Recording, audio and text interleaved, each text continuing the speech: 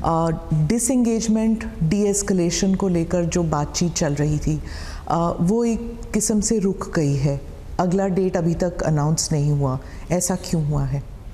ये बात सच है कि इंडो और चाइना के बीच जो स्टैंड ऑफ चल रहा था उसे दूर करने के लिए दोनों देशों के बीच बातचीत का दौर चल रहा था। मिलिट्री लेवल पर भी बातचीत हो रही थी और साथ ही साथ डिप्लोमेटिक लेवल पर भी बातचीत हो रही थी, लेकिन अभी तक कोई कामयाबी मिल नहीं पाई है। अगले राउंड की भी बैठक होगी क्योंकि हाल में ही अभी WMCC यानी डिप्लोमेटिक लेवल पर बातचीत दोनों देशों के बीच हुई है, लेकिन मिलिट्री लेवल पर बातचीत अगले राउंड में होने वाली है, वो कभी भी हो सकती है, लेकिन अभी तक कोई सार्थक परिणाम नहीं निकला है। स्टेटस को बना हुआ है, नहीं यथास्थिति बनी हुई है।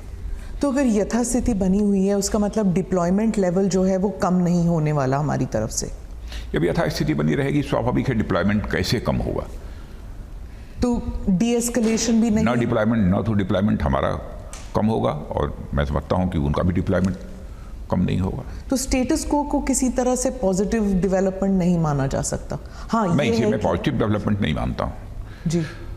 हाँ, लेकिन बातचीत चल रही है, इसलिए बातचीत के द्वारा कोई ना कोई सकारात्मक परिणाम निकले, तो बातचीत, ये हमारी अपेक्षा है। बातचीत बैक चैनल्स के जरिए चल रही है क्योंकि अभी तक डेट तो अनाउंस नहीं हुआ, मिलिट्री लेवल के हो या फिर डिप्लोमेटिक लेवल के हो, बैक चैनल चल रहे हैं। नहीं, उनके भी हॉटलाइन मैसेज आए थे, हमारे भी हॉटलाइन मैसेज उनको गए हैं।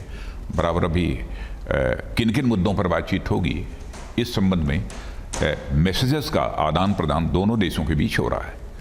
सर, 50 साल के बाद 2020 में बुलेट्स चली हैं लाइन ऑफ एक्चुअल कंट्रोल पर। आप रक्षा मंत्री हैं, आपको क्या लगता है कि शांति की कोई संभावनाएं आपको जरा भी दिख रही हैं? भारत तो सदैव से ही विश्व शांति का पुजारी रहा है। केवल भारत और चाइना के बीच ही शांति भारत नहीं चाहता रहा है, भारत तो विश्व शांति का पुजारी रहा है। हम शांति तो सदैव चाहते हैं। पर ये तो गोल हुआ ना सर, ये तो एक जैसे कहते हैं कि एक पॉलिसी मैटर है कि शांति, कौन कहेगा कि हम शांति नहीं चाहते? शांति तो हर मुल्क कहता है कि हमें शांति चाहिए, लेकिन एक एक्सपेंशनिस्ट गोल है चाइना का, दूसरों की जमीन हड़पने का। ऐसी स्थिति में शांति कैसे हो सकती है किसी भी मुल्क के साथ? नहीं, यदि कोई देश विस्तारवादी है, एक्सपेंशनिस्ट है और भारत के भूमि पर कब्जा करने के लिए कोई कोशिश करता है, तो कि टुकड़े को हड़पने की कोशिश करता है, तो भारत के अंदर वह ताकत है, भारत के अंदर वह कुवत है कि किसी भी सूरत में अपनी ज़मीन को किसी दूसरे देश के हाथ में नहीं जाने देगा, चाहे दुनिया का कोई भी देश हो। सर, आप कहते हैं कि भारत में क्षमता है, ताकत है, लेकिन बहुत ऐसे डिफेंस एक्सपर्ट्स हैं हमारे मुल्क में और बाहर जो कहते हैं कि चाइना का मुकाबला हम बिल्कुल नहीं कर सकते, ना हमारे पास फाइनेंशियल कैपेबिलिटीज़ है, ना हमारे पास डिफेंस की कैपेसिटी है, हम तुलना भी नहीं कर सकते, लड़ाई करने की बात अलग है। अब ऐसे एक्सपर्ट्स के अपने अपने विचार हो सकते हैं, अपनी अपनी ओपिनियन उनकी हो सकती है, लेकिन इतनी बात मैं दावे के साथ कह सकता हूं कि हमारे भारत के सेना के जवानों ने जिस संयम, शौर्य और पराक्रम का परिचय दिया है, उससे हम भारतवासियों को अपनी सेना के ऊपर नाज है, फक्र है, यह मैं दावे के साथ कह सकता हूं। जी, पर ये सेना के बारे में नहीं है, ये कहना है कि मतलब उनका कहना है कि ये सेना की गलती नहीं है, ये हमारी लॉन्ग टर्म पॉलिसीज़ जो रही हैं, हमने कभी डिफेंस को एक ऑप्टिमम लेवल पे हम कभी नहीं ला पाए सालों साल, क्योंकि हम एक मिलिट्री पावर नहीं रहे हैं, हम एक सॉफ्ट पावर रहे हैं, हम एक डेमोक्रेसी हैं, एक डेवलपिंग पावर है, नॉन एक्सपेंशनिस्ट है। इसकी वजह से नेशनल सिक्योरिटी, डिफेंस, ये सब सेकंड प्रायोरिटी लिस्ट पे आ जाता था। देखिए, आज़ादी हासिल होने के बाद जितनी भी सरकारें रही हैं, चाहे किसी भी राजनीतिक पार्टी की सरकार रही हो, सिक्योरिटी को सवाल को लेकर मैं किसी के ऊपर कोई सवालिया निशान नहीं लगाना चाहता। हाँ, इतनी बात मैं दावे के साथ कह सकता हूं कि जब से प्रधानमंत्री श्री नरेंद्र मोदी जी के नेतृत्व में हमारी सरकार बनी है, सुरक्षा हमारी प्राथमिकताओं में नंबर 1 पर रहा है और हम जितनी अधिक ताकत और सुविधा अपनी जो है डिफेंस फोर्सेस को मुहैया करा सकते हैं वो हम कराने की अपनी तरफ से कोशिश कर रहे हैं। तो क्या ये सही है कि सिक्योरिटी फोर्सेस को एक ब्लैंक चेक दिया गया है, एक ओके दिया गया है कि आपको जो कदम उठाना पड़े सिक्योरिटी के लिए आप उठा सकते हैं? नहीं, हमें अपने सेना के ऊपर पूरा विश्वास है कि यहाँ संयम की आवश्यकता होती है वह संयम का परिचय देते हैं, जहाँ शौर्य की आवश्यकता होती है शौर्य और पराक्रम का भी परिचय देते हैं। इनके ऊपर पूरा हम सबको विश्वास है, इसलिए किसी का हाथ बांधने का प्रश्न ही नहीं खड़ा होता। और ये जो कुछ भी बातें मैं बोल रहा हूँ ये मत समझिएगा कि केवल पब्लिक कंजम्पशन के लिए बोल रहा हूँ। जो कुछ भी बातें बोल रहा हूँ एकदम बिल्कुल दिल की गहराइयों से बोल रहा हूँ। आप गए थे वहाँ पर? आप लद्दाख गए? लद्दाख में गया था और वहाँ पर वहाँ मैंने अपने सेना के जवानों से भी मैंने बातचीत की। आपको उस वक्त कैसा लगा जब आप जानते थे कि वहाँ पर हमारे सैनिक जो हैं वो they were taken aback, they were taken by surprise, और जो गलवान में हुआ उससे दुख हुआ ज़रूर, लेकिन उस वक्त जवानों का जो हौसला है वो बढ़ाने की जिम्मेदारी आपकी थी? हौसला हमारे जवानों की बढ़ाने की जिम्मेदारी नहीं थी। जब मैं गया था हमारे जवानों का हौसला बुलंद था। और वही मैं कहता हूँ कुछ कूटनीतिक कारण होते हैं और सिक्योरिटी से रिलेटेड सवालों का एकदम बिल्कुल खुलकर जवाब देना, खुलकर बोलना, या कभी कभी कुछ अपनी मजबूरी भी होती है, कुछ अपनी सीमाएं भी होती हैं। लेकिन मैं इतना कहना चाहता हूं कि हमारे सेना के जवानों का हौसला बुलंद था और आज भी है, क्योंकि मैं दावे के साथ कह सकता हूं कि जिस शौर्य और पराक्रम का परिचय इस बार हमारी सेना ने दिया है और संयम का भी, उसकी जितनी भी तारीफ की जाए वह कम है। अभी चाइना जो है प्री अप्रैल 2020 पोजीशन से पीछे हटने को तैयार नहीं है, कोई इंडिकेशन भी नहीं है कि वो हटेंगे। तो ऐसे में सर्दियों के वक्त क्या आप समझते हैं कि गलवान जैसा इंसिडेंट फिर से हो सकता है? देखिए, मैं इतना ही देशवासियों को कहना चाहता हूं कि हमारे देश की सेना देशवासियों का मस्तक नहीं झुकने देगी। क्या क्या हुआ है मैं खुलकर नहीं बोल सकता हूं, क्योंकि दोनों देशों के बीच बातचीत का दौर चल रहा है। लेकिन भारत वासियों का मस्तक झुका नहीं है, यह बात मैं दावे के साथ कह सकता हूं। सर, आपने अभी हाल ही में नॉर्दर्न फ्रंटियर की बात और जो कुछ भी मैं कह रहा हूं ये हमारी बात को मैं समझता हूं सीमा पर बैठा हुआ सेना का जवान भी सुनेगा तो कम से कम यह फख्र के साथ कह सकेगा कि हमारा जो रक्षा मंत्री कह रहा है वह सच बोल रहा है। जी, ईस्टर्न सेक्टर में सिक्किम और अरुणाचल, यहाँ पर भी ट्रांसग्रेशंस के थ्रेट्स हो सकते हैं। इंटरनेशनल एक्सपर्ट सैटेलाइट्स के ज़रिए डेटा एनालिसिस करके वो देख चुके हैं कि वहाँ पर एयर स्ट्रिप्स बन रहे हैं चाइना के, वहाँ पर रोड डिप्लॉयमेंट है, वहाँ पर फोर्सेस जा रही हैं। क्या हमारे फोर्सेस वहाँ पर उसी नंबर के साथ और उसी मतलब वैसे ही सक्षम है टू प्रोटेक्ट आवर बॉर्डर्स? देखिए, भारत और चीन के बीच बाउंड्री को लेकर परसेप्शनल डिफरेंसेस लंबे समय से रहे हैं। अच्छा रहा होता कि यह डिफरेंसेस समाप्त हो गए होते, ताकि जिस प्रकार के हालात पैदा हो रहे हैं इस प्रकार के हालात पैदा ही न होते। वैसे पिछली सरकारों ने भी अपनी तरफ से कोशिश की थी बातचीत करने की, लेकिन उसका कोई समाधान नहीं निकल सका था। हाँ, यह बात सही है कि चाइना अपनी तरफ इंफ्रास्ट्रक्चर डेवलपमेंट जितना मैक्सिमम हो सकता है वो पहले से जो है करता चला आ रहा है, लेकिन भारत भी सीमा पर रहने वाले अपने नागरिकों की सुविधा के लिए, सीमा पर पेट्रोलिंग करने वाले अथवा सीमा की सुरक्षा करने वाले अपने जवानों के लिए भी इधर बहुत ही तेजी के साथ इंफ्रास्ट्रक्चर डेवलपमेंट किया है। हम किसी देश से पर आक्रमण करने के लिए हम इंफ्रास्ट्रक्चर डेवलपमेंट नहीं कर रहे हैं, इस सोच के साथ नहीं, लेकिन यदि पेट्रोलिंग करने हमारा जवान जाता है तो उसकी सुविधा का हमको ध्यान देना पड़ेगा। और साथ ही साथ सीमा पर रहने वाले जो हमारे नागरिक हैं उनकी भी सुविधाओं का ध्यान हमको देना पड़ेगा। उसके लिए भी इंफ्रास्ट्रक्चर डेवलप करना सीमा पर ये आवश्यक है और वह काम कर रहे हैं। सर, आपने कहा था कि पाकिस्तान और चाइना जो है एक मिशन मोड पर काम कर रहे हैं बॉर्डर बाउंड्री को उनके डिस्प्यूट्स को ज़िंदा रखने के लिए। तो क्या आप समझते हैं कि 2020 में जो हुआ वो एक इन दोनों मुल्कों की मिलीभगत थी? मतलब एक तरफा अटैक नहीं था चाइना से, इनकी मिलीभगत थी, जुगलबंदी थी। क्या आप समझते हैं ये हो सकता है? मैं इस संबंध में कुछ प्री एम्प्ट नहीं करना चाहता और हमारी आंख तो सचमुच बिल्कुल जिसे कहा जाए ना, हमारी नज़र तो बस चिड़िया की एक आंख पर होती है। जो हमको छेड़ेगा तो हम उसे छोड़ेंगे नहीं, बस चाहे जो भी हो। वैसे हमारी कोशिश यही होती है कि हम सभी के साथ अपने अच्छे रिश्ते बनाकर रखें। Sir, but two front war के बारे में तो कई अरसे से बात चल रही है कि ये टू फ्रंट वॉर हो रहा है, होने की बात अलग है। ये टू फ्रंट वॉर हो रहा है, भले ही अटैक ना हो, लेकिन हर किस्म से आप FATF में देख लीजिए, UN में देख लीजिए, किसी तरह से देख लीजिए, इन दोनों मुल्कों की जैसे एक जकड़ हो गई है, चाइना और पाकिस्तान, एक पियर्स ग्रिप जो। देखिए, पाकिस्तान का जहाँ तक सवाल है, पाकिस्तान तो जब से एग्जिस्टेंस में आया है तब से ही बराबर कुछ ना कुछ नापाक हरकतें सीमा पर उसके द्वारा की जाती रहती हैं। और सीज फायर वायलेशन का जहाँ तक सवाल है, 200, 250, 300, 400 बार बराबर वो सीज फायर वायलेशन कभी कभी महीनों में ही करता रहता है, सिलसिला जारी रहता है। लेकिन हमारे सेना के जवान बराबर उसको मुंह तोड़ जवाब देते रहते हैं।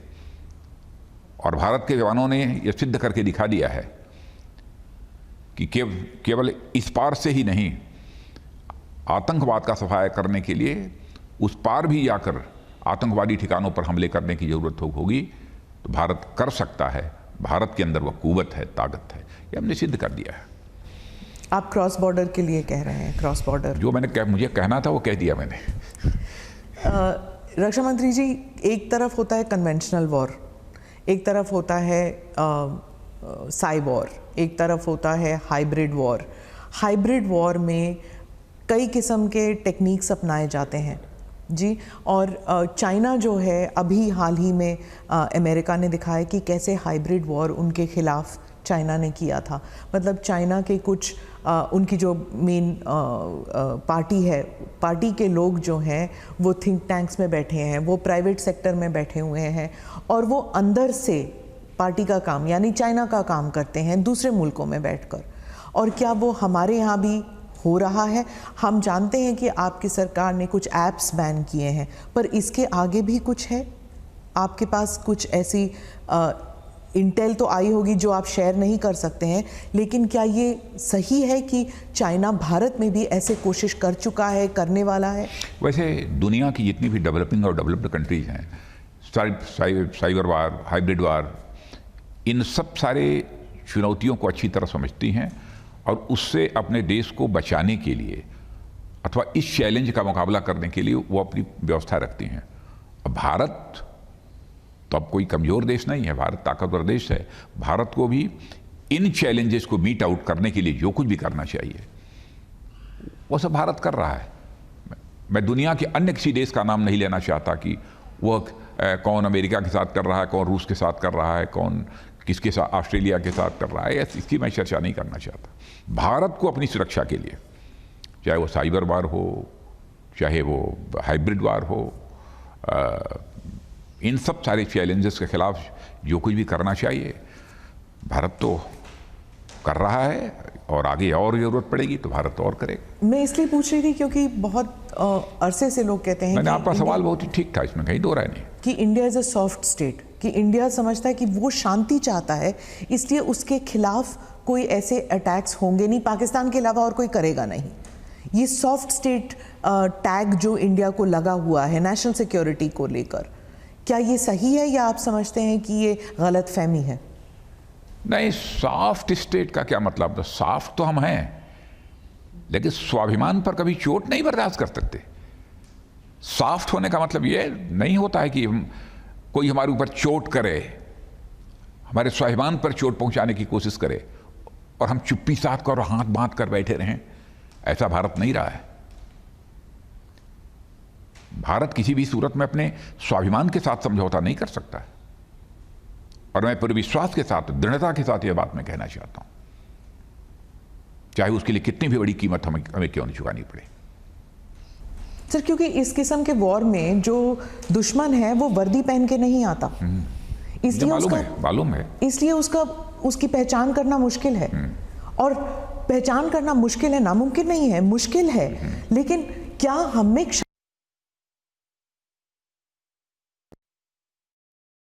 हमारे खिलाफ ऐसे वॉरफेयर शुरू हो चुका है। मुझे लगता है बहुत पुराने भारत की आप बात कर रहे हैं जी। अभी इन समय इन सब सारे चैलेंजेस का भी मुकाबला करने की तैयारी भारत की है, और भारत अपनी ताकत को और भी साइबर वार, हाइब्रिड वार, इन सब सारे चुनौतियों का मुकाबला करने की और अधिक ताकत बढ़ा रहा है भी हमारी ताकत इसमें। ऐसा नहीं मानना चाहिए कि हम इस मामले में बहुत पीछे हैं। नेशनल सिक्योरिटी जो है हमेशा भारत में एक गवर्नमेंट रोल या गवर्नमेंट ड्यूटी माना जाता था। इसे एक नागरिक को जोड़ना, इसको एक नागरिक के साथ जोड़ना, आम नागरिक को जोड़ना कि नेशनल सिक्योरिटी जो है वो हर नागरिक के लिए एक ड्यूटी है, ये कहने में, ये मैसेज देने में आपकी सरकार थोड़ी बहुत कामयाब रही है पिछले 6 साल में। क्या ये एक सोची समझी एक प्लान था, एक सोचा समझा प्लान था, या फिर ये आपके पार्टी में या आपके मे बी आरएसएस बैकग्राउंड या जो भी है, नेशनल सिक्योरिटी जो है इट्स इन योर नेचर, ये सही है? देखिए, नेशनल सिक्योरिटी के बारे में मैं चाहे पिछली सरकारें रही हूं, मैं किसी को भी जिम्मेदार नहीं ठहराना चाहता। क्यों? किसी को नहीं, किसी को आप नहीं। नेशनल सिक्योरिटी के सवाल पर जो भी बन सका है सबने अपनी तरफ से करने की कोशिश की है, मैं किसी को जिम्मेदार नहीं ठहराना चाहता। नेशनल सिक्योरिटी के सवाल पर मेरा मानना है कि कहीं पर भी डिफरेंस ऑफ ओपिनियन नहीं होनी चाहिए, आरोप और प्रत्यारोप का दौर भी किसी भी सूरत में नहीं चलना चाहिए। जब राष्ट्रीय सुरक्षा और राष्ट्रीय स्वाभिमान का प्रश्न खड़ा हो तो सारे देश को सारे भेदभावों को भूलकर एकजुट होकर एक साथ खड़ा होना चाहिए। जितना बन सका पिछली सरकारों ने किया, और आज पिछले 6.5 वर्षों में मोदी जी के नेतृत्व में हमारी सरकार भी काम कर रही है। और राष्ट्रीय स्वाभिमान की प्रखर और प्रबल भावना भारतवासियों के अंदर बहुत पहले से रही है। अब भारत के प्राचीन इतिहास के पन्नों को पलट कर देखिए, मेडिवल हिस्ट्री हो, तो एंशिएंट हिस्ट्री के पन्नों को पलट कर देखिए, बराबर जब भी अपने स्वाभिमान का प्रश्न खड़ा हुआ है, भारत ने सदैव लड़ाई लड़ी है, हजारों वर्ष तक हम लड़ते रहे हैं। जहां आप कहते हैं कि देयर शुड बी यूनानिमिटी, हाँ, सभी पॉलिटिकल पार्टीज, लेकिन राहुल गांधी कांग्रेस पार्टी कह रही थी कि 2019 में चाइना ने देखा कि बीजेपी जो है या भारत अंदरूनी मसलों को लेकर इतने उलझन में पड़ गई थी, चाहे सीए हो, आर्टिकल 370 हो, ट्रिपल तलाक का हो। India was in a state of bubble, और उसमें उन्होंने, चाइना ने एक विंडो देखा और हमला कर दिया। क्या ये सही है? तो इसमें आप देख लीजिए कि कांग्रेस पार्टी अब उन्होंने क्या सोचा, क्या समझा और इस देश की परिस्थितियों का मूल्यांकन किस आधार पर किया, यह तो मैं नहीं कह सकता हूं, लेकिन सही किया? लेकिन मैं ऐसा मानता हूं कि 2014 के बाद चाहे जितनी भी बड़ी चुनौती आई हो, हमारे प्रधानमंत्री ने जिस हिम्मत के साथ और जिस संयम के साथ, जिस सूझबूझ के साथ काम किया है और उसमें कामयाबी हासिल की है, उसकी जितनी भी प्रशंसा की जाए वह कम है। भारत कभी परेशान नहीं रहा इधर 2014 से लेकर आज तक 2020 समाप्त हो रहा है, इन 6.5 वर्षों में किसी चैलेंजेस को लेकर परेशान हुए हों।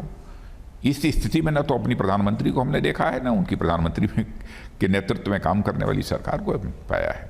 कभी हम लोगों ने किसी चुनौती को लेकर एकदम बिल्कुल संयम नहीं खोया है। जी।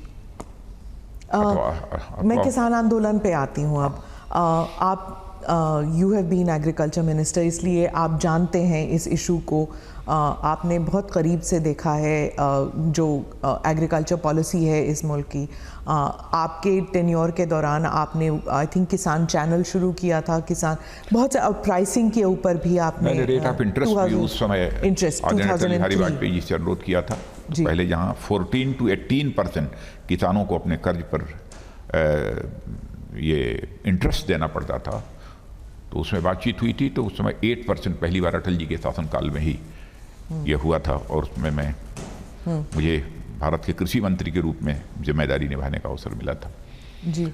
अब किसान जो हैं वो दिल्ली के बॉर्डर पर हैं, उनकी डिमांड्स कई सारे हैं, पहली डिमांड तो ये है कि आप ये कानून हटा दें, उन्हें काले कानून कहते हैं, वो हटा दें। इतने सारे हज़ारों किसान वहाँ पर हैं। आपकी सरकार ने कई टॉक्स किए, कई राउंड ऑफ टॉक्स किए, उन्हें न्योता दिया, बातचीत हो रही है, कई पॉलिसी डिसीजंस हुए हैं, कई ट्वीट्स जा चुके हैं, स्पीचेस हो चुके हैं, लेकिन आपकी पार्टी से कोई भी बॉर्डर पर नहीं गया हमदर्दी जताने के लिए। ऐसे क्यों लगता है कि आपकी पार्टी के लोग इनसेंसिटिव हैं? देखिए, हमारी पार्टी की किसान को लेकर इनसेंसिटिव होने का तो सवाल खड़ा ही नहीं होता।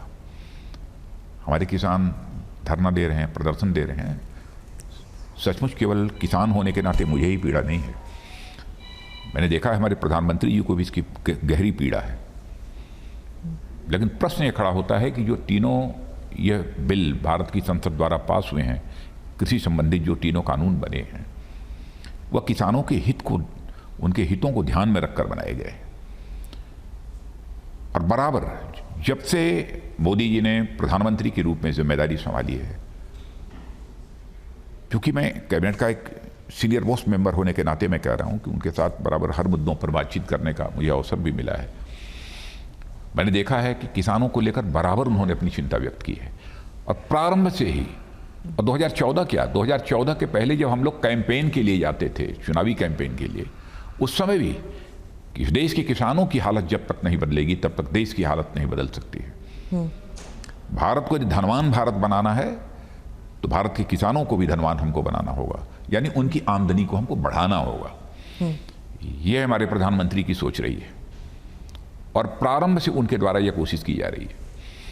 अब इसे मिनिमम सपोर्ट प्राइस का जहां तक सवाल है, आप पिछली सरकारों ने भी मिनिमम सपोर्ट प्राइस हर वर्ष बढ़ाई है, कभी नहीं बढ़ाई है, लेकिन आप देखिए उस रेशियो में हमारे प्रधानमंत्री ने कितनी बढ़ाई है।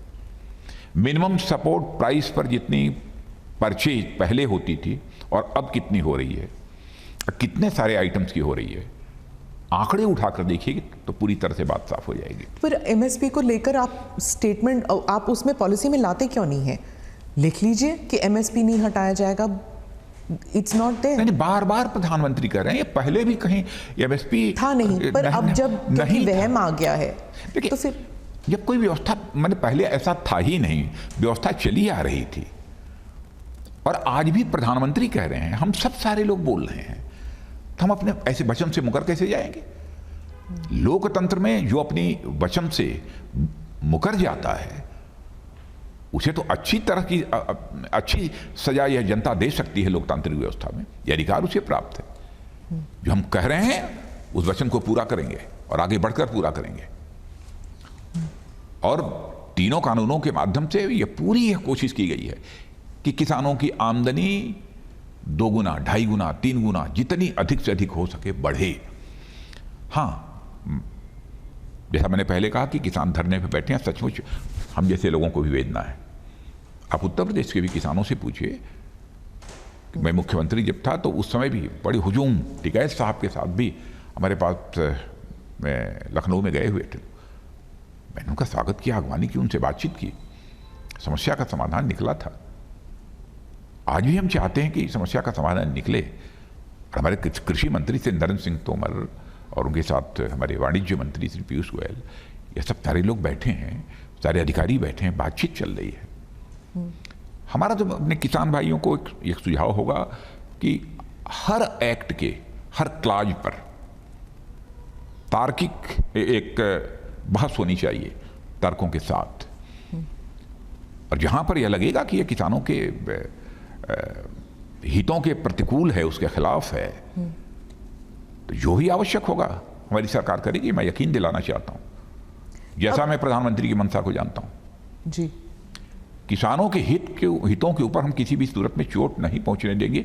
मैं यह बात दिल की गहराइयों से कह रहा हूं। पर ऐसे लगता है अब ये तर्क वितर्क से आगे बढ़ चुका है, क्योंकि किसान अड़ गए हैं कि अब या तो हटेगा ये कानून या मतलब जब तक हटेगा नहीं हम नहीं हटेंगे। यहाँ बातचीत हो रही है और मैं समझता हूं कि कुछ ना कुछ समाधान उसका निकलेगा, यह मेरा विश्वास और भरोसा है। और मैं हाथ जोड़कर अपने किसान भाइयों से विनम्र अनुरोध करना चाहता हूं कि इस बिल को मैंने भी स्वयं देखा है, कृषि मंत्री भी रह चुका हूं और कृषि जगत की बहुत सारी समस्याओं से मैं अच्छी तरह वाकिफ भी हूँ। इसलिए मैं कह सकता हूँ कि यह किसानों के हित में है। एक बार कम से कम 2 साल तक एक प्रयोग करके आप देखें तो कि यह तीनों जो कानून कृषि संबंधित हैं वह किसानों के लिए कितने उपयोगी हैं, देखें तो उसके बाद आपके साथ बैठने को हम लोग तैयार हैं। आप बैठिए, आप जहाँ जहाँ कहेंगे आवश्यक संशोधन करने के लिए हमारी सरकार तैयार है। और आज भी हमारे किसान भाई बैठे हैं, किसी एक्सपर्ट को बैठाना चाहते हैं एक्सपर्ट को बैठा लें, सरकार के साथ बातचीत हो और बातचीत के द्वारा यदि यह निकलता है कि नहीं इन कानूनों को फला क्लाज में संशोधन करने की आवश्यकता है, तो उसके लिए भी हमारी सरकार तैयार है। हम पूरी तरह से फ्लेक्सिबल हैं। हम केवल सरकार के लिए सरकार नहीं चला रहे हैं, हम देश के लिए, गरीब के लिए, देश के किसानों के लिए, देश की जनता के लिए सरकार चला रहे हैं। हम ऐसा कोई काम नहीं करेंगे जो हमारे देश की जनता के हितों के प्रतिकूल हो, उसके खिलाफ हो। ऐसा काम हम कभी नहीं कर सकते। जी, आप हमदर्दी, आप संवेदनशीलता के बारे में कह रहे हैं, लेकिन आपकी पार्टी के ही कुछ लोग किसानों को लेबल दे रहे हैं, नक्सल कह रहे हैं, खालिस्तानी कह रहे हैं। क्या आप मैं समझता हूं कि किसानों के ऊपर इस प्रकार का कोई भी आरोप कोई भी हो, पता नहीं किसने क्या कहा है, मुझे जानकारी नहीं है, नहीं लगाया जाना चाहिए। लेकिन उसे हमारा किसान किसान है, हम किसान के प्रति हृदय की गहराइयों से सम्मान व्यक्त करते हैं और हर समय भारत के किसानों के प्रति हमारा सिर झुका हुआ है उनके सामने, उनके सम्मान में। वो हमारे अन्नदाता हैं। और जब भी आर्थिक संकट का दौर इस देश में आया है तो देश की अर्थव्यवस्था को संभालने का काम यदि किसी ने किया है तो इस देश के किसानों ने किया है। लेकिन इकोनॉमिक रिसेशन का दौर, आर्थिक मंदी का दौर आया है, उस समय भी आप अर्थशास्त्रियों से बातचीत करिए, वो इस बात की जानकारी आपको देंगे। तो सचमुच हमारे देश की अर्थव्यवस्था की ताकत है हमारा किसान, कृषि, यह रीढ़ है। राष्ट्रीय स्वाभिमान की रक्षा के लिए सिख भाइयों ने जितना बड़ा बलिदान दिया है उसे भारत कभी भूल नहीं सकता, कभी नहीं भूल सकता। और भारत की संस्कृति की रक्षा करने में हमारे सिख भाइयों का बहुत बड़ा कंट्रीब्यूशन है। तो इसमें और बदसदैव भारत के स्वाभिमान की सुरक्षा के लिए, भारत की संस्कृति की सुरक्षा के लिए जो उनका योगदान है, पहले भी था, आज भी है और कल भी रहेगा। कांग्रेस पार्टी जो है किसानों के साथ नज़र आ रही है। राहुल गांधी जो है उन्होंने करोड़ों किसानों के हस्ताक्षर लेके वो राष्ट्रपति तक पहुंच गए हैं। तो अब ऐसे लग रहा है जैसे कि ये एक सिर्फ एक किसानों के हित की बात नहीं है, अब ये एक राजनीतिक बैटल बन गया है। कम से कम इतना तो मैं ये कह सकता हूँ कि राहुल जी आयु में तो मुझसे छोटे हैं, लेकिन कृषि के बारे में उनसे मैं ज़्यादा जानता हूँ, क्योंकि किसान माँ की कोख से ही पैदा हुआ हूँ। इसलिए जिस माँ की कोख से पैदा हुआ हूँ और जिस वर्ग में पैदा हुआ हूँ, मैं किसान का बेटा हूँ, तो कम से कम किसानों के हितों के प्रतिकूल हम लोग कोई काम नहीं कर सकते। हमारे प्रधानमंत्री मोदी जी भी गरीब माँ की कोख से पैदा हुए हैं। बस इतना ही कहना चाहूँगा, इससे ज़्यादा कुछ कहने की ज़रूरत नहीं है। तो आप समझते हैं कि आपकी पार्टी जो है वो ज़्यादा ज़मीन से जुड़ी हुई है एज कम्पेयर? अब जो भी आप अर्थ निकालना चाहें इसका निकाल लें, लेकिन देश के किसानों के लिए, गरीबों के लिए हम पूरी तरह से संवेदनशील हैं जी। उनका कष्ट हमारा कष्ट है, उनकी पीड़ा हमारी पीड़ा है। लेकिन हाँ, इतना मैं कह सकता हूँ कि इस एक्ट को लेकर कुछ ताकतों के द्वारा एक गलतफहमी हमारे किसान भाइयों के अंदर पैदा करने की कोशिश की गई है। हमारी यह कोशिश है कि हम उस गलतफहमी को दूर करें। हमने भी बहुत सारे किसान भाइयों से बातचीत की है और मैं पुनः विनम्रतापूर्वक हाथ जोड़कर कहना चाहता हूं अपने किसान भाइयों से कि आप सरकार के प्रतिनिधियों के साथ बैठ रहे हैं, बैठिए, तर्क वितर्क करिए, क्लाज वाइज डिस्कशन करिए। हाँ ना में मैं समझता हूं कि बातचीत नहीं की जानी चाहिए, तर्कों के आधार पर बातचीत की जानी चाहिए। और यदि सचमुच सरकार को लगेगा कि हमें इस क्लाज में संशोधन करने की ज़रूरत है तो सरकार वो संशोधन करने को तैयार है।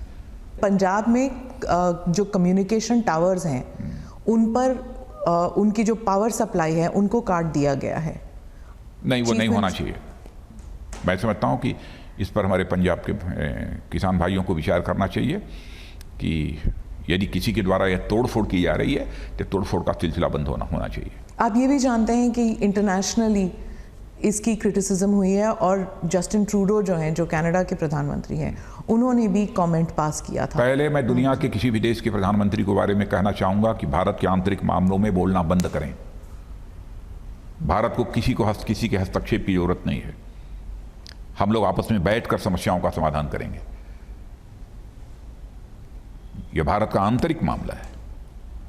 दुनिया के किसी देश को भारत के आंतरिक मामलों में बोलने का कोई हक नहीं है। भारत ऐसा वैसा देश नहीं है जो चाहे वो बोल दे। हफ्ता 10 दिन भी नहीं हुआ था इस एजिटेशन को लेकर कि कनाडा हो जाए या यूरोप हो जाए, वहाँ पर डेमोन्स्ट्रेशंस शुरू हो गई थी। तो इसे अगर हम ये मान के चलें कि सिर्फ ये किसानों का मसला है, it will be a very innocent way of looking at things. इसमें एक इंटरनेशनल कंस्पिरेसी भी है। आप चाहे इसे एक शैडो कहीं ना कहीं से मैं कहना चाहता हूँ कि हमारे किसान भाइयों को के अंदर एक गलतफहमी पैदा करने की कोशिश की गई है और की जा रही है। इसीलिए मैं बार बार विनम्रतापूर्वक अपने किसान भाइयों से सम्मान व्यक्त करते हुए कहना चाहता हूं कि आप बैठिए, तीनों बिलों को लेकर क्लाज बाई क्लाज डिस्कशन करिए। आपको कहीं लगता हो और बड़े एग्रीकल्चरल एक्सपर्ट्स को साथ बैठाने की, उनको भी बैठाइए। सरकार आपके साथ बातचीत करने को तैयार है। हम किसान भाइयों के हितों के खिलाफ कोई कदम नहीं उठा सकते जी। ये भरोसा करें। वो किसान आंदोलन में भी अंबानी, अडानी, इनका नाम बार बार आता है।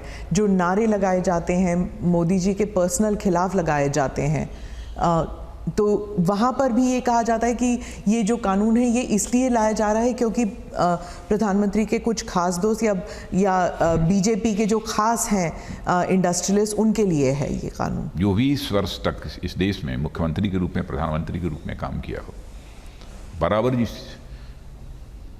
व्यक्ति को इस देश की जनता ने अपना समर्थन और प्यार दिया हो, उसके ऊपर इस प्रकार के जो बेबुनियाद निराधार आरोप चस्पा करने की कोशिश की जाती है, क्या इसका कोई औचित्य है? यदि यही रहा होता तो लगातार 20 वर्षों तक लगातार वो एक स्टेट के 14 वर्षों तक मुख्यमंत्री, 6 वर्षों तक प्रधानमंत्री इस देश के वो बने रहते। देश की जनता उनको ये अधिकार देती है। जहां तक प्रधानमंत्री का प्रश्न है, प्रधानमंत्री के बारे में अब शब्दों का प्रयोग नहीं किया जाना चाहिए। प्रधानमंत्री स्वयं में केवल व्यक्ति नहीं है, वो संस्था होता है। आज तक अपने राजनीतिक जीवन में शायद बचपन में कहीं कभी कोई भूल हुई हो तो मैं नहीं कह सकता हूं, और जब से हमारी समझ बनी है राजनीति के बारे में, तब से अपने किसी पूर्व प्रधानमंत्री के बारे में भी मैंने कोई डेरोगेटरी रिमार्क, अपमानजनक शब्द कभी मैंने नहीं कहा है। लेकिन प्रधानमंत्री के बारे में जिस तरीके की नारेबाजी की जा रही है, मर जा, ये नारेबाजी होगी। मैं समझता हूं ऐसे जो नारे लगाता है उसको मैं किसान नहीं मानता हूं। और मैं सच बताऊं, रात को किसी टेलीविजन चैनल पर जब मैंने इसे देखा तो मैं आहत हुआ इससे।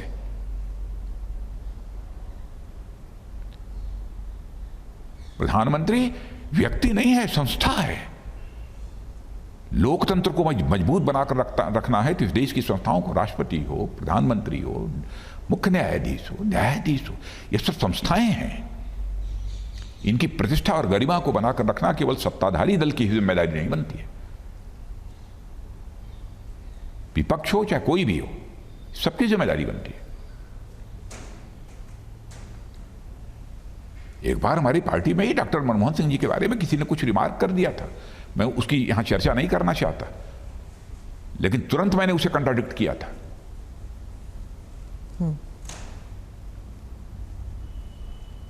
कि ऐसे मैंने कहा प्रधानमंत्री के बारे में डॉक्टर मनमोहन सिंह जी, केवल डॉक्टर मनमोहन सिंह जी नहीं है, हमारे देश के प्रधानमंत्री हैं। इसलिए उनके खिलाफ किसी डेरोगेटरी रिमार्क, अपमानजनक किसी शब्द का प्रयोग नहीं किया जाना चाहिए। उस समय भी मैंने कहा था, और आज तक मुझे याद नहीं है कि अपने, चाहे वह कांग्रेस का प्रधानमंत्री रहा हो, या हमारे देवगौड़ा जी रहे हों, नरसिम्हा राव जी रहे, कोई रहा हो, किसी के बारे में अपमानजनक शब्द मैंने कभी प्रयोग किया हो? किसी को हमने कहा हो कि मर जा, मर जा? जो प्रधानमंत्री कलेजा निकाल कर देश की सेवा कर रहा हो बराबर गरीबों के लिए, उसके लिए ऐसे नारे लगे। मैं अपने किसान भाइयों को कहूंगा कि इस प्रकार की नारेबाजी करने वाले लोगों को कृपया वो दूर रखें। तो संस्थाएं कमजोर होने लगती हैं, इंस्टीट्यूशंस जब कमजोर होते हैं, लोकतंत्र कमजोर होता है। तो आपको लगता है कि विपक्ष से किसी को उठ खड़ा होना चाहिए था, कहना चाहिए था कि ऐसे नारेबाजी नहीं होनी चाहिए इस आंदोलन में? विपक्ष अपनी जिम्मेदारी समझे। मैं विपक्ष को उपदेश नहीं देना चाहता, और न हमसे वो उपदेश की अपेक्षा भी रखते हैं। वो स्वयं समझदार लोग हैं, मैच्योर लोग हैं, वो स्वयं फैसला करें उन्हें क्या करना चाहिए। लेकिन प्रधानमंत्री, राष्ट्रपति, मुख्य न्यायाधीश, ये सब सारी संस्थाएं हैं, इंस्टीट्यूशंस की गरिमा बनाकर। कई ऐसी घटनाएं मेरे जीवन की हैं जिसका मैं खुलासा करूंगा तो लगेगा कि किस तरीके से हमने उनका सम्मान किया है। कभी कभी पार्टी के हितों के विरुद्ध जाकर भी किया है मैंने। मर्यादाओं को तोड़कर यह राजनीति करने का मेरे जीवन में कोई अर्थ नहीं है। इसमें अपने जीवन की सार्थकता मैं नहीं मानता हूं। जब तक राजनीति करूंगा, कोशिश यही करूंगा कि मर्यादाएं किसी भी सूरत में टूटने न पाए। सर, हाल ही में जम्मू कश्मीर में इलेक्शंस हुए थे और वहाँ पर पीडीपी और एनसी का कहना है कि लेवल प्लेइंग फील्ड नहीं था। तो आपके क्या विचार हैं इस बारे में? लेवल प्लेइंग फील्ड क्यों नहीं थी? सारे लोग आज़ाद थे। ऐसा नहीं था कि कोई नज़रबंद था, सबको घूमने टहलने की आज़ादी थी। लेकिन जो चुनाव परिणाम आए हैं कश्मीर के इस बार, स्थानीय निकायों के अथवा जो ग्राम पंचायतों के, उससे स्पष्ट हो गया है कि आतंकवाद और अलगाववाद हारा है और लोकतंत्र जम्मू कश्मीर में जीता है।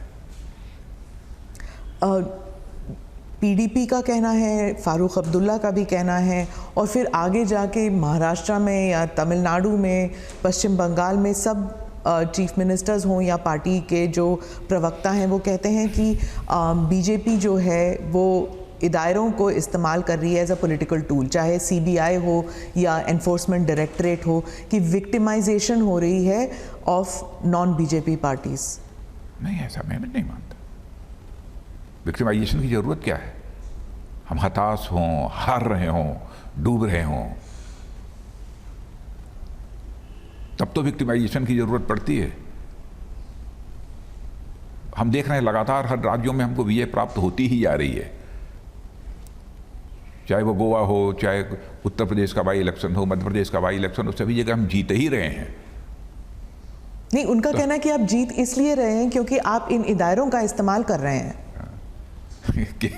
किसके ऊपर जो है हम लोगों ने इन सब सारे जो एजेंसियों का दुरुपयोग किया है कि वो कह रहे हैं कि आपने फारूक अब्दुल्ला पर किया है, ममता जी कह रही हैं कि वहाँ पर हो रहा है, वेस्ट बंगाल में हो रहा है, तेलंगाना में नहीं, ऐसा नहीं। तेलंगाना में किसके ऊपर किया? नहीं, सबका कहना है कि इलेक्शंस जब आते हैं तो ईडी का इस्तेमाल होता है, सीबीआई का इस्तेमाल होता है उस राज्य में उन पॉलिटिकल पार्टीज पर प्रेशर डालने। सबसे बड़ा इलेक्शन तो लोकसभा हो गया। किसके खिलाफ कार्रवाई हुई थी? किसके खिलाफ ईडी सीबीआई की कार्रवाई हुई थी? देश की जनता ने फिर भी मोदी जी को जबरदस्त मैंडेट दिया कि नहीं दिया? तो अपनी कमजोरी छिपाने के लिए यह सब आरोप, बेबुनियाद आरोप नहीं लगाने चाहिए। तो इदारे सारे इंडिपेंडेंट हैं और इन पर कोई पॉलिटिकल प्रेशर नहीं है? कोई सवाल ही नहीं पर इनका जो राजनीतिक दुरुपयोग करने का तो प्रश्न ही नहीं खड़ा होता, क्योंकि यही आरोप है, सारे पॉलिटिकल पार्टीज यही आरोप लगा रहे हैं कि प्रेशर, बीजेपी जो है प्रेशर डालती है इन सीबीआई हो या एनफोर्समेंट डायरेक्टरेट हो। अब है, हो सकता है किसी के खिलाफ कोई कार्रवाई करती हो तो ये सब एजेंसियां तो कुछ ना कुछ तो बोलना चाहिए, तो शायद इसलिए कहते होंगे वो बीजेपी को टारगेट करते होंगे कि और जो बीजेपी के कहने पर हो रहा है। और जो बीजेपी के दोस्त हैं या फिर जो बीजेपी के खास माने जाते हैं, चाहे वो इंडस्ट्रियलिस्ट हों, उनके लिए एक सॉफ्ट स्पॉट होता है, उनके खिलाफ कोई ईडी केसेस नहीं होती। ऐसा तो मुझे ध्यान अब इसके बारे में सोचना पड़ेगा कि ऐसा नहीं, जरूर जिनके खिलाफ जहाँ कानून की कुछ की आवश्यकता पड़ेगी वो कानून अपना काम करेगा, उसमें उससे सरकार को जोड़कर देखना अथवा पॉलिटिकल वेंडाटा के तहत तो कुछ किया जाता हो। सर, आप यूपी के सांसद हैं, इसलिए मैं उत्तर प्रदेश को लेकर एक सवाल पूछूंगी कि वहाँ पर जो ये एंटी कन्वर्जन लॉ आया है, उसे लव जिहाद लॉ भी कहते हैं, वहाँ पे बहुत से लोग कहते हैं कि ये जो लॉ है उसे मिसयूज़ किया जा रहा है। जो लड़कियाँ, जो हिंदू लड़की मुसलमान लड़के के साथ शादी करना चाहती है, विलिंगली शादी करना चाहती है, समाज उसे पहली बात तो करने नहीं देता, और जब वो हिम्मत करके करना भी चाहती है तो अब इस लॉ के तहत उसे और भी सब्जुगेट किया जाएगा, अलग किया जाएगा, लड़के को जेल में डाल देंगे। ये सबको पता था कि ये होने वाला है, इसके बावजूद उत्तर प्रदेश से शुरू होकर बहुत से राज्यों में ये एंटी कन्वर्जन लॉ को मिसयूज़ होने का डर है। नहीं, हमारा तो ये कहना है कि कन्वर्जन होना ही क्यों चाहिए, पर ये तो संविधान में है कि नहीं, लेकिन मैं देखता हूँ कि कहीं कहीं तो सामूहिक धर्म परिवर्तन का सिलसिला चलाया जा रहा है देश में। यह सिलसिला बंद होना चाहिए, यह रुकना चाहिए। और जहाँ तक मुस्लिम समाज का प्रश्न है, मुस्लिम समाज के अंदर जहाँ तक मेरी जानकारी है, हो सकता है कि उसमें कहीं पर कोई कमी हो कि शायद दूसरे धर्म के लोगों से मुस्लिम समाज के लोग शादी नहीं कर सकते, तो शादी करने के लिए कन्वर्जन कराना, मैं समझता हूँ कि इसे मैं व्यक्तिगत रूप से उचित नहीं मानता हूँ। पर उसका हक होता है, मतलब अगर कोई करना चाहता है, कन्वर्ट करना चाहता, और कुछ ऐसे केसेस आए हैं जहां पर लड़की कन्वर्ट नहीं करना चाहती और हो भी नहीं रहा। आपने बहुत सारे मामलों को देखा होगा कि फोर्सफुली, जबरन, लालच देकर भी धर्म परिवर्तन कराया जाता है, कहीं कहीं ऐसे भी मामले आए हैं। जब ऐसे इस दोनों को स्वाभाविक रूप से शादी होना और जबरन अथवा लालच देकर धर्म परिवर्तन करा के शादी करना, दोनों में बहुत बड़ा अंतर है। और मैं समझता हूँ सरकारों ने जो कानून बनाया है, इन सब सारी चीज़ों को ध्यान में रखकर बनाया है। जब ऐसे केसेस आते हैं सर, तो फिर वो जो इमेज होता है बीजेपी गवर्नमेंट का कि एक जबरन हिंदुत्व पॉलिसी जो है, एक हिंदू धर्म को आगे बढ़ाकर दूसरे धर्मों को नीचा दिखाना, ये एक पॉलिसी मैटर है, कहीं नहीं समझा जाता है। कहीं नहीं। मैं तो ये मानता हूँ जो सच्चा हिंदू होगा वह जाति, पंथ अथवा मजहब के आधार पर कोई भेदभाव नहीं करेगा, कभी नहीं करेगा, क्योंकि हमारे धर्मशास्त्र भी इस बात की इजाजत नहीं देते कि जाति, पंथ अथवा मजहब के आधार पर कोई भेदभाव किया जाए। 1916 क्योंकि दुनिया का इकलौता देश यह भारत है जिसने भारत की सीमा में रहने वाले लोगों को ही नहीं बल्कि पूरे विश्व की धरा पर रहने वाले लोगों को अपने परिवार का सदस्य मानते हुए वसुधैव कुटुंबकम, यानी the whole world is a family, यह मैसेज देने का काम दुनिया के किसी एक देश ने किया है तो भारत ने किया है, दुनिया के और किसी देश ने नहीं किया है। इसलिए जाति, पंथ और मजहब के आधार पर हम भेदभाव नहीं कर सकते। हमारे लिए हिंदू, मुस्लिम, ईसाई, पारसी जितने हैं सभी भाई भाई हैं जी। जो भी भारत माता की कोख से पैदा हुआ है। सर, आप 1969 में आप पॉलिटिक्स में आए, 50 वर्ष पूरे होने।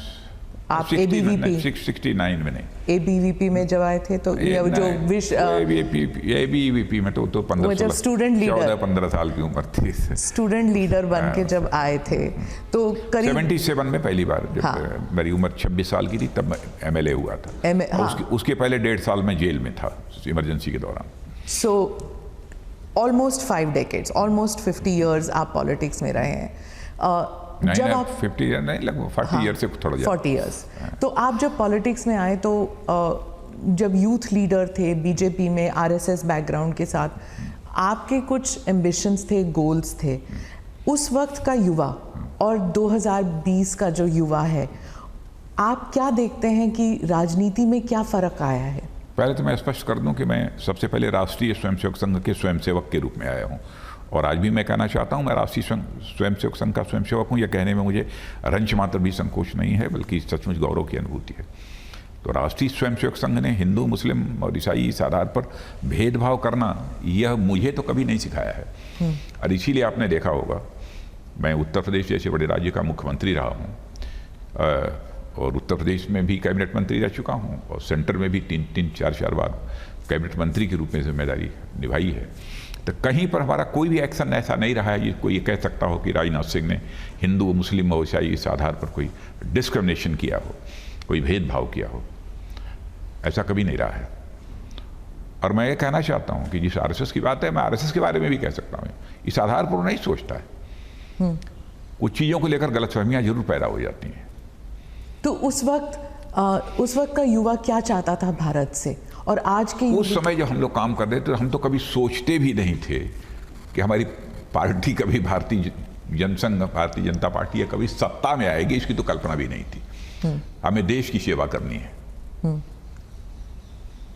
बस यही भाव केवल मन के अंदर रहता है। नेशनल स्पिरिट लोगों के अंदर बिल्डअप करने की यही कोशिश हमारे संघ, राष्ट्रीय स्वयंसेवक संघ के द्वारा भी और भारतीय जनता पार्टी के द्वारा की जाती थी। लेकिन सत्ता में आना ज़रूरी होता है। अगर आप नेशनल पॉलिसीज बदलना चाहते हैं, आप देश में कुछ करना चाहते हैं, होता है, तो फिर सत्ता में आना ज़रूरी होता है। तो ये आपको कब महसूस हुआ कि जब आप स्टेट लेवल पॉलिटिशियन थे या फिर स्टूडेंट लीडर थे, कब आपको लगा कि सरकार में रहने पर ये बात सही है, काम करने का अवसर तो मिलता ही है, लेकिन मैं मानता हूँ प्रतिपक्ष में रहकर भी जो अहम मुद्दे होते हैं जन सामान्य के हितों से जुड़े हुए, उन और सरकार का ध्यान आकर्षित करना, यह तो विपक्ष की जिम्मेदारी होती है। सदन में भी कर सकता है, सदन के बाहर भी कर सकता है। ऐसे क्यों होता है कि जो हमारे मुल्क के ही पॉलिटिशियंस होते हैं, वो एम्बिशन दिखाना, उसे एक वल्गैरिटी माना जाता है? मतलब कि कोई ये कहता नहीं है कि मैं प्रधानमंत्री बनना चाहता हूँ या मंत्री बनना चाहता हूँ। ऐसे क्यों होता है कि हमारे मुल्क में कभी नहीं कहते हम सेवा करना चाहते हैं, ये ज़रूर कहते हैं, लेकिन बनना चाहता है सब मंत्री, बनना चाहते हैं सब प्रधानमंत्री। नहीं, ये हिपोक्रेसी नहीं है? नहीं। देखिए, जहाँ तक मनुष्य है, मनुष्य की इच्छाएं तो बहुत सारी होती हैं, इसको कोई नकार नहीं सकता। यह कोई कहे कि हम कुछ बनना ही नहीं चाहते थे, ये मैं इससे सहमत नहीं हूँ। बहुत ऐसा है, रेयर कोई होगा वितरागी, सारी चीज़ों से दूर होगा। हम जिंदगी में हम दायित्व को हासिल करना चाहते हैं, तो हम दायित्व को हासिल करना चाहते हैं तो कुछ करने के लिए हासिल करना चाहते हैं। जैसे मैं एक घटना की चर्चा यहाँ करना चाहूँगा। 91 में 40 साल की उम्र थी, मैं उसमें उत्तर प्रदेश का एजुकेशन मिनिस्टर बना था। उसमें मास कॉपिंग, सामूहिक नकल का दौर चल रहा था बड़ी तेजी के साथ, और मोर देन 70%, 75%, 80% ऐसे रिजल्ट्स आते थे। 1.5 साल के लिए शिक्षा मंत्री बना था मैं, और उसमें मैंने फैसला किया मैं किसी को भी नकल करने की अथवा किसी गलत रास्ते पर जाने की इजाज़त नागरिकों को नहीं दूंगा। और एंटी कॉपिंग ऑर्डिनेंस, नकल विरोधी अध्यादेश उस समय जारी किया था, उसे लागू किया था, नॉन बेलेबल बनाया था आपने, सब कुछ कर डाला था। तो उस समय जाकर 14% परिणाम आए थे, जो परिणाम जो 70-75%। किसी ने सोचा नहीं था कि नॉन बेलेबल हो सकता है। एक अवसर मिला जी। टेक्स्ट बुक के कंटेंट्स में बहुत सारे परिवर्तन लाने का भी उस समय अवसर मिला था। पर आपको कभी वैदिक मैथमेटिक्स को भी एक नई, बस बहुत हुआ, नहीं करना चाहता मैं अब। नहीं। अब जैसे मैं पहले बतला दूं, वैदिक मैथमेटिक्स को मैं करना चाहता था, अब लोग कहे वैदिक मैथमेटिक्स ये हिंदू कल्चर इम्पोज करना चाहते हैं। तो मैं उनसे पूछना चाहता हूं कि लंदन स्कूल ऑफ इकोनॉमिक्स में वैदिक मैथमेटिक्स पढ़ाई जाती है कि नहीं पढ़ाई जाती है, इसका कोई पता तो लगाए। और मैंने एक बार वहाँ के लंदन स्कूल ऑफ इकोनॉमिक्स के डायरेक्टर का एक स्टेटमेंट पढ़ा था। उन्होंने कहा था, मुझे आश्चर्य होता है कि ये वैदिक मैथमेटिक्स भारत में क्यों नहीं पढ़ाई जाती है। अब आप ये कल्पना कर लीजिए, अब वैदिक मैथमेटिक्स हम पढ़ाएंगे तो हम वो कम्युनल हो गए। और उस समय हमारे मुस्लिम टीचर्स उसे अप्रिशिएट कर रहे थे। तो कहते थे मंत्री जी अब तक थी कहाँ, क्यों नहीं पढ़ाया जाता था। तो इन सब सारी चीज़ों की चर्चा इसलिए की कि कोई दायित्व तो मिलता है तो काम करने का अवसर भी मिलता है।